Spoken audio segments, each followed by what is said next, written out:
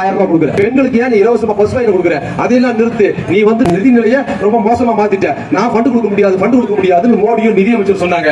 தலைவர் இந்த இலவச திட்டம் போடுறதுக்கு ஒன்றிய அரசுகளுக்கு 10 நிமிஷம் கூட கேட்கல. அவர் என்ன கேட்டாரு? விளக்கண்ணைகளா எங்க தாய்மார்களுக்கு நான் கொடுக்கிறதுக்கு நீ பணம் கொடுக்க வேண்டாம், நான் கொடுத்துக்கிறேன். மக்கள் சாகுறாங்க வெள்ளத்துல, 10 பைசா இது வரைக்கும் கொடுக்கல. நேற்று சுப்ரீம் கோர்ட்ல கேஸ் போட்டிருக்கு. ஆனாலும் தலைவர் என்ன பண்ணாரு? பாதிக்கப்பட்ட ஒவ்வொரு குடும்பத்துக்கு 6000 ரூபாய் பணம் கொடுத்தாரு.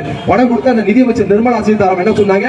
ஏன் நீ பணம் கொடுக்குற? நான் கொடுக்க முடியாது. மக்களுக்கு நீ ஓசியில பணம் கொடுக்குற, எல்லாம் பாதிக்கப்பட்டாங்களான்னு மிக இழிவா பேசுறாங்க. அப்பதான் நம்ம உதயநிதி அமைச்சர் உதயநிதி என்ன கேட்டாரு? நம்ம பணத்தை குடியான்னு கேட்டா, கொடுத்த பணத்தை கொடுக்குறேன்னு கேட்டா, உங்க அப்பா வீட்டு பணத்தையா கேட்கிறோம்னு நத்தத்துல ஒரு அம்மா கேட்பாங்கல்ல, பூ விக்கிறவங்க.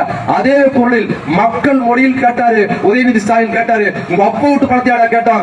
எங்க பணம் 1 ரூபாய் வாங்கி வச்சுக்கிட்டு 29 பைசா கொடுக்குறேன். மோடி 29 பைசா செல்லா காசு மோடியின் பேர் வச்சாரு பாருங்க.